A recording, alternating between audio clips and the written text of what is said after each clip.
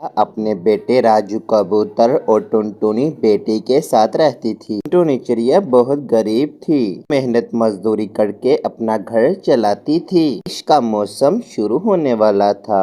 चिड़िया का पूरा ही परिवार चिंतित था। हमारा घोंसला कहीं जगह से टूट गया है। हमें अब नया घोंसला बनाना पड़ेगा। यही सोच के तो मैं भी परेशान हूँ। मेरे पास इतने भी पैसे नहीं कि मैं नया घर बना सकूं। ही बंटी कबूतर वहाँ पे आता है। मैं अपने दोस्तों के साथ खेलने जा रहा हूँ।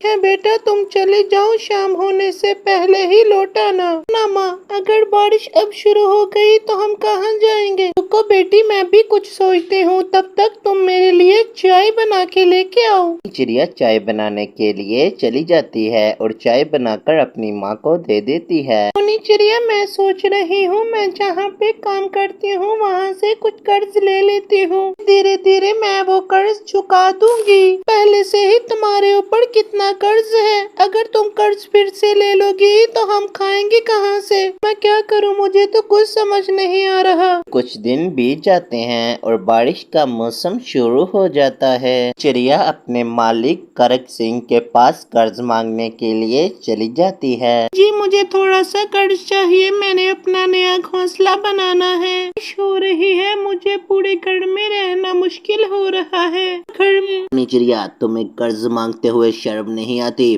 पहले ही तुम्हारे ऊपर मेरा कितना कर्ज है। पहले वो कर्ज झुकाओ, फिर देखी जाएगी। चिड़िया चुपचाप वहाँ से चली जाती है। एक दिन जोरों से बारिश होना शुरू हो जाती है। चिड़िया का घर पानी से भर जाता है। चलो जल्दी से यहाँ से चलो।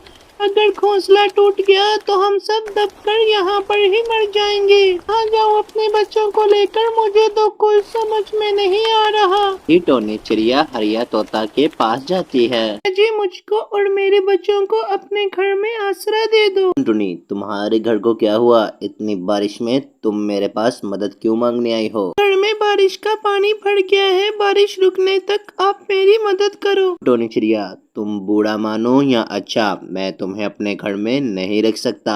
मेरा घर भी टूट गया तो मैं अपने बच्चों को लेकर कहाँ जाऊँगा? तुम्हारे बच्चों की और तुम्हारी कोई मदद नहीं कर सकता और तुम यहाँ से चली जाओ। टुनटुनी चिड़िया सुंदरी कवि के पास जाती है। वो भी उसकी कोई मदद नहीं करती। तो कर टोनी चिड़िया घर पे लौट आती है। रुकने का नाम नहीं ले रही थी। बंटी कबूतर अपनी माँ से कहता है, मैं जहाँ पर खेलने जाता हूँ ना, वहाँ पर काफी सारियाँ लकड़ियाँ पड़ी हैं। दिनों से उन लकड़ियों का कोई भी इस्तेमाल नहीं कर रहा है। हम सब वही चलते हैं और उस लकड़ियों से अपना सुंदर सा घर बना लेते हैं। क्या तुमने ये बात पहले हमें क्यों नहीं बताई? हाँ, पहले मुझसे आपने कभी पूछा ही नहीं। चिड़िया अपने परिवार को लेकर लकड़ी के ढेर वाली जगह पर चली जाती है। को देखकर टोनी चिड़िया बहुत ही खुश हो जाती है। तो बहुत ही अच्छी जगह है, हम आराम से ही लकड़ियों का घर बना सकते हैं। चिड़िया अपना घर बना लेती है। धीरे बारिश बढ़ती ही जा रही थी। वो रुकने का नाम ही नहीं ले रही थी। ऐसे ही गुजर जाते हैं। एक दिन सुंदरी कवि का घोंसला टूट जाता है। अपने बच्चों को लेकर जंगल में भटकने लगती है। टोनी चिड़िया की नजर उस पे पड़ती है। अरे बहन, जल्दी यहाँ से आ जाओ तुम।